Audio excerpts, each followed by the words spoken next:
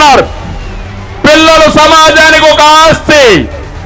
ఒక బిడ్డ ఉంటే 15,000, 2 బిడ్డలుంటే 30,000, 3 ఉంటే 45,000, 4 ఉంటే 60,000 రూపాయలు మీ ఇంటికి వచ్చే బాధ్యత నాదే.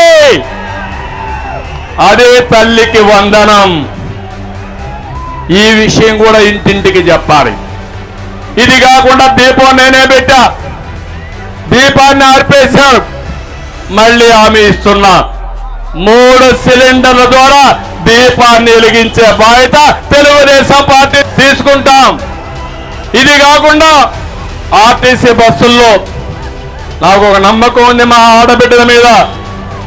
మీ ఆత్మ గౌరవాన్ని పెంచడానికి ఎక్కడికి పోవాలన్నా దర్జాగా ఎవరు అడిగే పని లేకుండా ఉచిత ప్రయాణ సౌకర్యం ఏర్పాటు చేసే బాధ్యత తెలుగుదేశం పార్టీది.